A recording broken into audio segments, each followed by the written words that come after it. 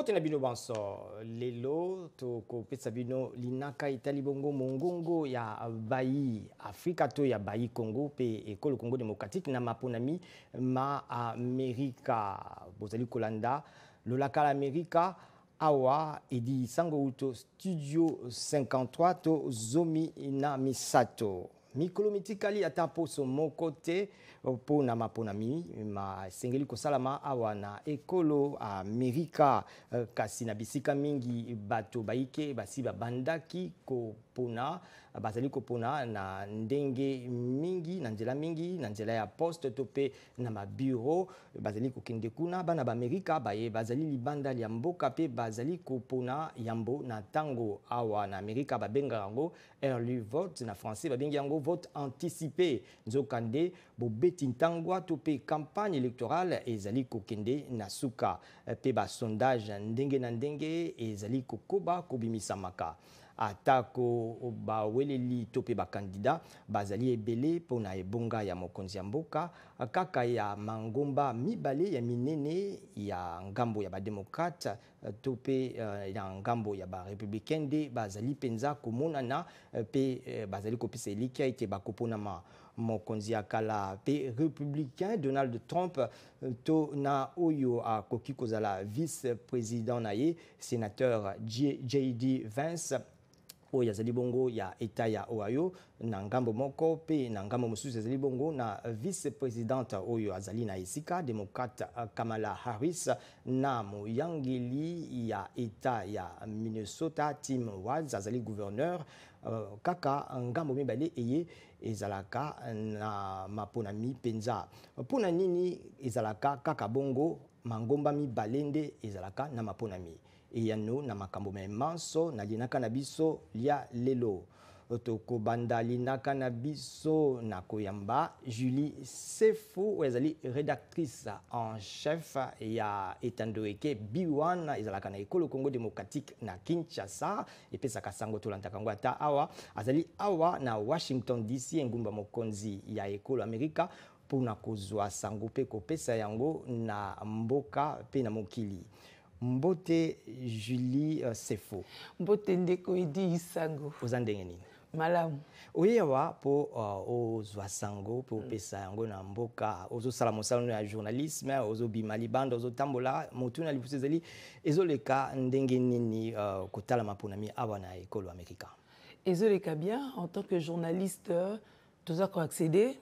facilement on a ba site ezatendeka mobisoto potana rapotana kaboye bayena no boye bakota boyete oleka boyete babotoli caméra non batu bazana accès na bango vraiment en toute liberté yako mon information évidemment net na ndenga campagne et c'est que peut-être ba chemindeluki a boyete botosi yango normal, tranquille. Donc, ils ont les camarades en général. Mais pour nous, na ba bureau de vote, bisika ma ponami, zo salima, bazo singo autorisation, toka carte de presse na au salindeni. Bon, carte de presse non, le col nga penaza partenaire na VOA. Donc là où VOA za, nga na za ba problème té. Évidemment, au koya te pour fumer mutata kanza ko voter. Le vote il est secret, tout ce qu'elle n'a pas wana. Yo ye batenga na ponina ningane bate yo ponina ni, mais que na koyi komo londe ngo koti totango bimi pour cela nangai wana eza accès libre. Kasi tozo tuna na miso na yo ya mopandi sango landa sango maponami mingi na Congo pe na bamboka mususu nini moni awa ya bokeseni na ekolo Amerika. En tout cas masolo ya vote aux États-Unis tu dis que vote anticipé ezalaka nango mais tout retomoni baza ko voter moi mingi lisusu pour misusu bazwe bateta mususu mbutu elumbe. Donc, baza déjà commis voter. Mais surtout, il y a sondage. Parce que quand même, tout ça, à quelques jours, au Lubaki il y a ma ponami. Mais les autres, c'est difficile pour batubami le bakité. Biso na kan biso ba démocrate, biso benda toleka. Biso benda ba républicain, biso de toleka. Donc, ils en ont koye banate parce que ils a tellement serré, il y a un peu nakanisi que ba candidat ba komisiko kokende mingi pe pa ba baza ba indécis. To encore na ba état où ils a pivot pour que base la sûr que kuna jeu et koka ko se jouer donc et ba nité pena ba lo barana français on ne sait jamais. En tant que tozolo baboye koleka bato 50 millions to millions tout kumita no basi ba poni yambo na mapona mi mpona meza le 5 novembre na tokomi kuna tozana na mwa mikolo otokoma kuna yozo monango ndenge ni bato ebele boye na Congo démocratique sala makate na Afrique penza na monango te ba vote anticipé yango pe msusu ba candidat msusu ba tchak ba remeta quand on peut en cause, n'est-ce pas? Mais ce qui est bien à vote anticipé c'est que mutako ko aménager ton américain mususu peut-être il y a azarana état ou à voter awa mais peut-être lundi la veille il y a élection il faut qu'il y ait une mission azali comme ça c'est ça là mususu peut-être azana ka maladie ou alingaki a s'acquitter déjà na devoir parce que ezara noble un devoir tout le monde a bandé comme ça peut-être voter mbalbuso tout le monde a motivé il faut na voter pour ebi que voix na yo azako pesa wana yango ko déterminer lobby na ye. Julie na bikozo kende mbango po kendo zo sango na terrain mais na bite soko zio libakwa kolanda ndenge campagne sala maka Hollandi ezakana campagne na contre campagne oya PCA mususu pa ye kolobale omonya ngonde nini na en tout cas on a pende ezara ke pa américain parce que c'est vrai que na règle de jeu ango on dirait tous les coups sont permis pour que on déstabiliser adversaire. Mais bah tout à coup on a peu zapper permis on a et ça la rappelle que le public, les Américains qui suivent pour me sous balanda bon bah médiaté en temps normal mais na denga campagne azolanda pa e ba awa o akolobanini bazara penza na bokebi makasi na makambo oyo ba candidat bazoloba alors ceux qui ba candidat ba lobi makambo o ezaka yango penza te moi ba fake news pe et roko kende moi mais moi ba danger mususu pe ko mona peut-être bande ko ba ye candidat bien au sa eloko bo mais so sa eloko bo ngai et que sunga était ye lisusu te ngana ke koto donc tout ça ezape ko sunga batu ngambo baluka kopona position na bango selon ba promesse au baza koyoka. Julie Sefu esengeli to tikayo o kende ko pesa ko zwa pesango o tindango na station na yo biwa ezali partenaire yo kanaka na VOA lingala matondo mingi Julie Sefu. Matondo no ndeko edito kokuta na nuit électorale. Tozali awa. Tozali awa. Matondo mingi Julie Sefu. Matondo. Ezalaki mwanamboka Julie Sefu kasisika tokolanda mwa ndimbola na maimatali ndenge nini mangomba mibale minene mizalaka na maponami ma ekolo Amerika tolanda. Bokonzi ya mangomba mabale ekoki kokamwisa buku likonzi ya ekolo Amerika elobaka eloko te po etali masanga ma politiki pe George Washington ye moko moto wa yambo pe mokonzi bobele moko oyo aponama na kozalaka na lingomba lioko te ya politiki akebisaki mpo etali mangomba ma politiki na lisikulu lia ye ya suka. Kasi yambo Washington atika ebonga ngambo mibale kelamaki kati na mbula materi eye ekomaki mangomba ma politiki mayambo. Utantango yango ba parti ekabwana to epanzana tango mosusu pe asika ekelama mpe ezwa bisika na yakala. Ntina ya nzela eye ezali ete lolenge ya Amerika ya kosala maponami etiama mingi likolo ya makanisi Winner Tech Hall molongi azwaka nyonso epai baponi bakoki kaka kopona eloko moko mpe kandida moko na maponami ya koleka alongaka maponami. Ntango lolenge loye lozali pete lozali kolendisa ngambo inso mpe bolamu bwa bango ya kosangana kati na parti moko na ntina ya kozala na mabaku mingi ya kolonga bambanda na bango bambanda baye solo bakoluka pe kosala ndenge moko. Na bokeseni bikolo epai maponami na mangomba mingi masalemaka bizalaka mbala mingi na bolakisi bolandaka motango ya bato kati na nini lingomba lioko lizwaka motango ya bibonga ya parlement kolanda maponami. Lolenge mosusu lozalaka na kati na yango maponami ya molongo tongala mingi maye mapesaka nzela na baponi kolakisa penza maye balingi na koyebaka ete bakozala na makoki makobongola boponi na bango na kandida ya malonga soki esengeli. nzokande ata maponami mangomba mingi masukaka mingi na liboke lia bayi makanisi mwa ntsomi to bayi loboko ya mwasi na ngambo ya liboke lia bayi makanisi makala to bayi katikati ya ngambo ya mobali. Ndenge moko lolenge la parti mibale lolakisaka ndenge ya bayi politiki. Kinosika kandida mokote ya mangomba masusu asi akoma president. Mingi ba kandida ya mangomba masusu bafunda makakozala ba bebisi na kolukaka kolongola baye bakoki kopona na ba kandida ya mangomba manene maye mazalaka pene na makanisi mabango. Ata bongo ndenge baponi ba monaka ete bosenga bwa bango bo pesa makabi ya note maponami ma 2024 mamemi lisusu mbela po na mbongwana ya maponami pe bopesa mi maboko na bakandida misusu lokola Cornel West pe Robert F. Kennedy Jr. Ndenge maponami ma 2024 mamonani kowelelama mingi kati na Donald Trump na Kamala Harris, bakandida misusu bakoki kozala na mbano kasi ndenge baponi babango bakoki kolikia te. Matondo mingi na bino banso bolandi mwandimbola yoti kopesama na lobeli eye edi sango na lolaka la Amerika tozali kolanda mongongo ya bayi ekolo Congo Démocratique Congo na maponami mazali kosalama na ekolo Amerika na linaka na biso ya lelo tozali bongo awa na plateau na biso na mwana mboka Maureen Ndokayo abotama na ekolo Congo Brazzaville kasi azalaka awa na ekolo Amerika uta mwa mibu azali consultant na maimatali politique pe azali na compagnie na ye Corail yango nde ezalaka na bilembo epesaka biso ndenge ni kotambola na GPS awa na ekolo Congo na ekolo Amerika. Tozali peli susu awa na plateau na biso na mwana mboka Dadi Jamba oyo azali PCA to muyangeli ya conseil ya administration ya lisanga ya bana ba ekolo Congo Démocratique awa na etuka ya Washington DC na Maryland pe na Virginie toko osolola na bango mbote lisusu na bino banso to bandi lelo na manaka na biso na kolandelaka mapona mimaye mazali ko lengela mapi masiba bandaki kosalema mokolo mwa mitano ya sanza ya zumi na moko tous les 5 novembre koya tokobeta masolo ya maponami yango pona kolobela yango to kotuna mwa mituna na baye bazali na biso awa tobandi bongo na mwana mboka Maureen Ndokayo mbote na bino banso mbote mwana mboka Dadi Zamba mbote tobandi na yo mwana mboka Maureen Ndokayo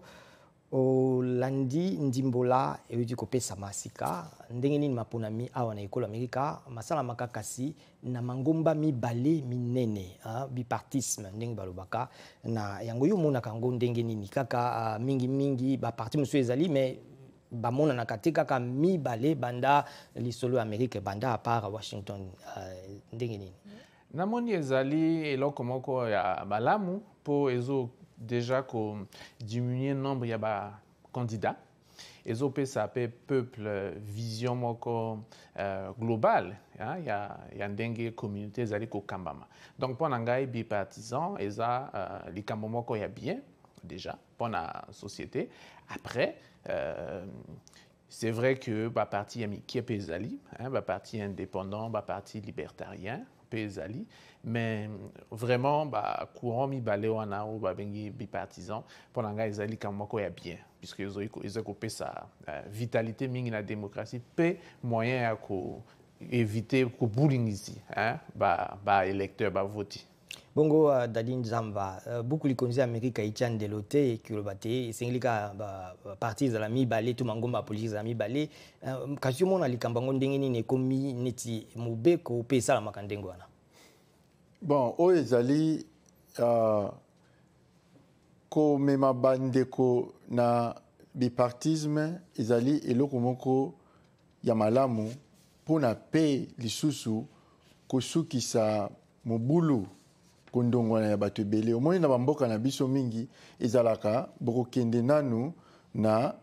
élection ya premier tour et puis boye na deuxième tour mais awa basukisa njunguluke wana basala ete kaka bokende bino nyonso bobunda nanu na lingomba monene bobimisi moto moko e batu nyonso bazali na lingomba wana bakosangana na bandi ezali eloko moko ya malamu mpona kobimisa penza mokonzi ya makasi mpona mboka kasi mangomba eza ebele eza kaka barépublicain na badémocrate te ya Maureen yokanisi ke elikia moko mosusu mpe motu mosusu aza ata na lingomba moko te ya indépendant to mpe bato ya parti libertarien ou quoi abima mpe akoma mokonzi ya mboka mokolo mosusu namoni eloko nyonso eza possible, rien n'est impossible comme eloko eza impossible na mokili eza te, mais namoni que bipartisan ezomema stabilité pe na démocratie américaine parce que soki outi na parti libertarien ou parti indépendantiste yo lingi ozwa maponami pe olongi maponami mais okokama mboka ndenge nini parce que esengeli ozala na majorité donc eza nango impossible te mais ndenge tolobi bipartisan eza système moko ya bien. Ndeko Dadi Nzamba yo za mwana ekolo Congo démocratique kuna ba parti ezalaka soki pe 600 koleka kama motoba ndenge balobaka yo kanisi nini yango kuna eza démocratie ya malamu koleka awa po awa bon ba parti eza ya kokonte mais mingi mibale nde eza makonzi awa yo monyango ndenge ni bon na kanisi kozana ba parti ebele ya neti na mboka démocratique ezali mema eloko ya kokumisa te parce que pona awa na mboka oyo bazali basanganaka a partir ya idéologie mais na mboka na biso ezali bongo te pona ngai ezali likambo ya koencourager te na mboka na biso kasi nakoki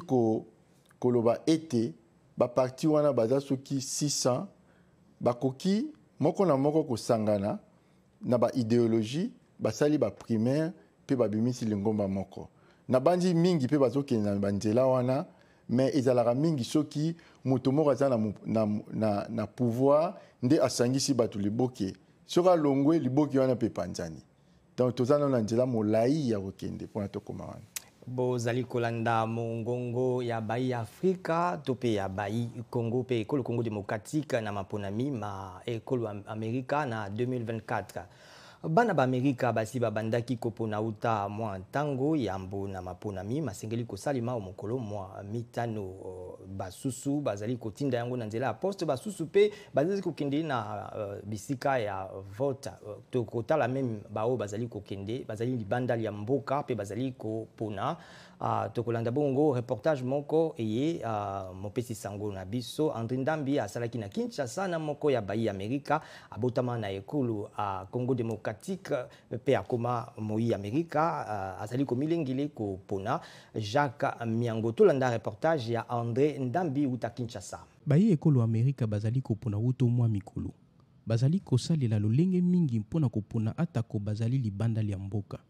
lelo tokutani na Jacques Miango Congolais américain oyo azali na Kinshasa pe azali kokende kopona na maponami ma ekolo Amerika atako azali sika na RDC pona musala aponi kosala alingaka mingi mpenza makambo ma politique mamboka epai ya uta ekolo Congo démocratique pe ya mboka yambaka ye ekolo Amerika. Jacques Miango afandi na États-Unis uto mibu mingi pe azali kolandela malamu maponami na ekolo Amerika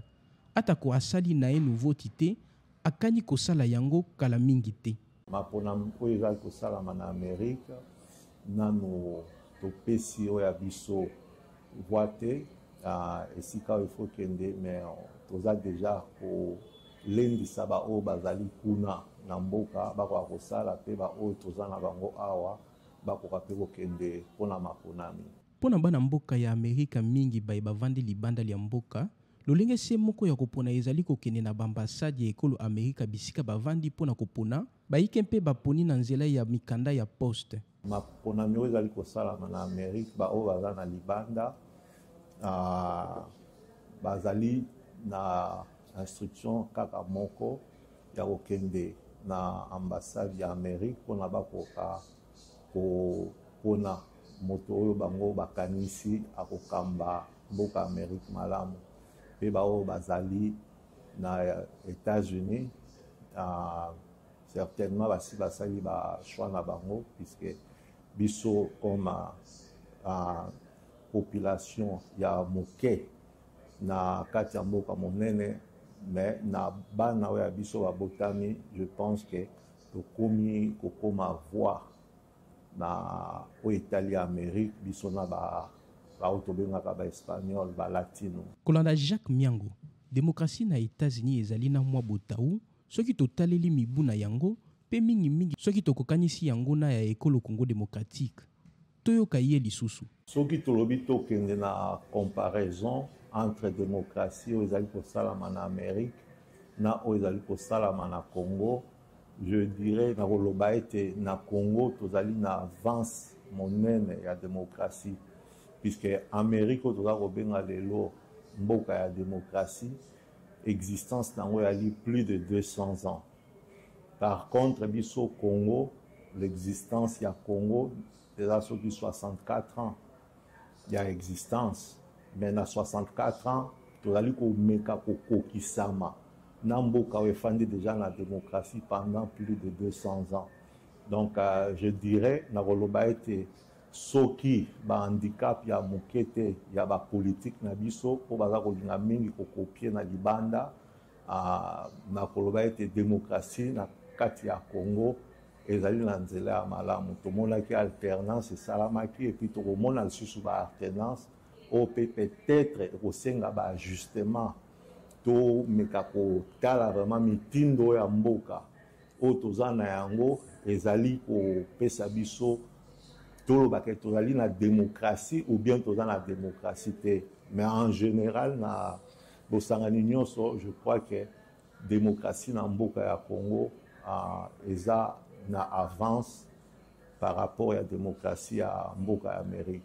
Jacques Miango, Congolais américain oyo azali ndakisa ya engagement civique to ya bomi pesi na bolingo ya ekolo na ye alobi azali kosala makasi mpona kolakisa ete kozala musik elongolaka bolingo ya mboka na ye te. Mpona ye na mokili moye mozali na boyokani mongongo nyonso mozali na ntina. André Ndambi mpona VOA Lingala, Kinshasa.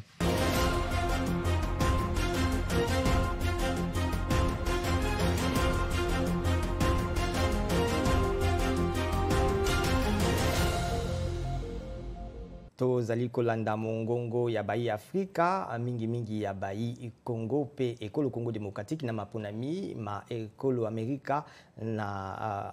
mobu moye bana ba Amerika basi babandaki kopona ata ko maponami masengeli kosalema mokolo mwa mitano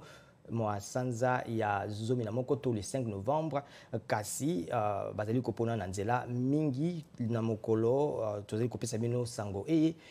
basi beleki 50 millions na kopona basusu pe bazali libanda ya mboka kasi bazali koponaka bazali kosalela nzela mingi na poste to pe kokende na ba bureau de vote kasi o bazali libanda ya mboka bazali pe kopona na lolenge mosusu to na vote to na ba ambassade to kolanda bongo reportage ya André Ndambi asalaki na Kinshasa na moko na bayi Amerika abotama na ekolo Congo démocratique oyo amilengeli po akende pe kopona Jacques Miango azali moto asalaka business kuna tolanda reportage ya André Ndambi na Kinshasa. Tozongi na plateau na biso epai tozali na Maureen Ndokayo azali moyi ekolo Congo Brazzaville kasi azali awa azali consultant politique pe azali na entreprise ne salaka chaka bilembo tomonaka na GPS tozali pe na Dadi Jambo azali mokambi to pe PCA ya communauté congolaise ya RDC awa na etuka ya DC Maryland na Virginia toko tuna mituna na Maureen Ndakoyo yo oponaki to kopona ndenge nini omoni maponami ya yambo na tango ya tango ndenge nini to pe vote anticipé. Vote anticipé ezali eloko moko ya bien parce que ezopesa moto aza na tonte moyen ya kokende sala maponami na ye donc ezo permettre que pression ezala te na tango ka biso nyonso photo voter ka mokolo moko bon et que kozala pe boye molongo ezalaki molayi bato mosusu bazanga. Et en ce qui concerne continue. En ce qui concerne etali maponami namoni bon tozala banzela mibale nzela moko ezali nzela ya économie ezana ndenge bazo komema ndenge nini ya komema kimia na mboka bato nyonso ba vivre ensemble nzela mosusu toza nango ezali nzela ya ndenge nini biloko ekokita mpona tolia bien. Donc toza na banzela mibale. Mpona ngai namoni ke banzela wana nyonso ezali bien et soki nazalaki bosengaki ngai nasala maponami napona moko na bango nayebi namoni ke ngai nakozala neutre. Mpona ngai nakozala neutre. Voilà. Bongo neti na bikolo neti ya biso kuna ba Congo to saba so bato bandi ko sala na maponami na ba vote na ba poste okanisi kozala kokoso te muyibi kozala te mbebe kozala te. Namoni ezali nyonso wana ezali kokola ya mboka. C'est vrai que na eza solo ke pa na biso kuna tozali nani na maturité na ni comité mais nayebi naza na kundima que ndenge maponami zo sala awa ezosala maawa eza inspiration elekisa biso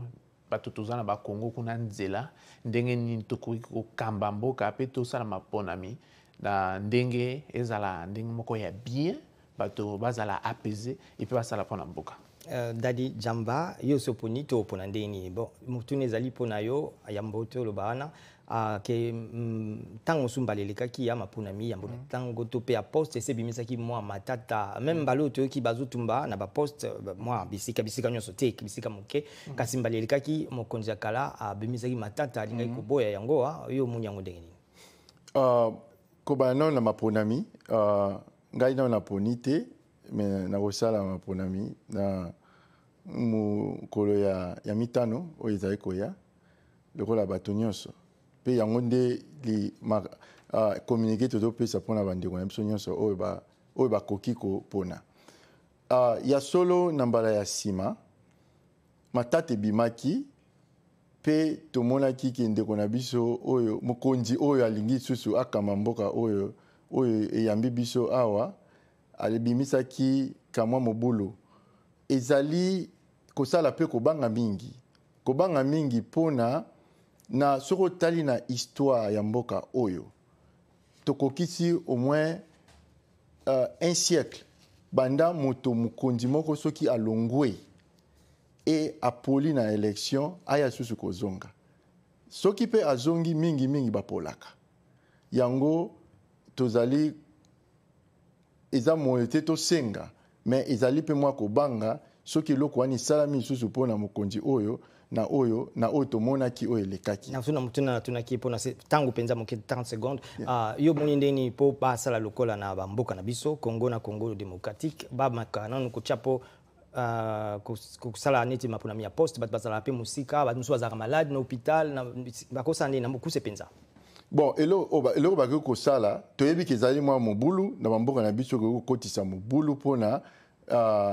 bato bako tricher ndenge balobaka mais ezali eloko ya malamu ya kosala pona mikolo oyo ekoya pona toza na ba problème mingi na banzela soki eloko wani salami ekosala ki bato même oyo baza na mboka oyo bakoko bima ba ville minene te bacha mongongo na bango pona mokonzi ya voilà yambo tosi sa to kindi bongo na bato batikeli biso makanisi na Facebook tozali na Philemon Ngindu pe na Alphonse Mbwaki babalanda biso mingi Philemon Ngindu alobi na zali na elikia monene ite maponami ekoleka malamu pe bato bakoleka bakobongisa mboka Amerika akotia kimia ata na ekolo Congo démocratique. Alphonse Mbwaki pona ya lobi asepeli ndenge bato baponaka yambo na tango alingi pe ete batiango na Afrika ekoma koleka malamu makanisi mayende masukisi linaka na biso ya lelo mongongo ya bayi Afrika ya bayi Congo pe ekolo Congo démocratique na maponami ma ekolo Amerika maponami masengeli kosalema o mokolo mwa mitano ya sanza ya zomi na moko le 5 novembre na etando mobimba ya Amerika kasi bato basi babandaki kopona na ndenge mingi na maponami yango na nzela ya poste basusu na bureau de vote to koba kolanda sango ya maponami pe omokolo mwa mitano ya sanza ya zomi na moko tokozala en direct na ba réseaux sociaux na biso mingi na Facebook na YouTube pe na site internet na biso tokopesa bino butu ya maponami kozala na tongo ya Kinshasa toloba na pene na bangonga ya 7h na 8h tokopesa bino sango yango penza tango bilemba maponami eko bima to yambaki bongo leinaka na biso bandeko mibale to pesi bango matondo mingi pe bino lokola bino batu bolandaki biso to zali bongo na ndeko na biso Morindo Kayo azali consultant politique azali mwana ya Congo Brazzaville kasa azali pe kolo ya société benga Korai otiaka bilembo o izalaka na GPS tango batambola kawa na Amerika tozali pe na mokambi ya Lisanga to pe communauté ya bana ekolo Congo démocratique na ituka ya Washington DC Maryland na Virginie mwana mboka Dadi Jamba o bapesa biso bi yano matondo mingi to yambaki pe Julie Sefu ya B1 matondo mingi na bino banso tokutana na mokolo na butu ya maponami kozala na tongo na Kinshasa matondo mingi ezalaki babino Edi Isango na VOA Lingala Auto Studio 53 na Washington DC tokutana.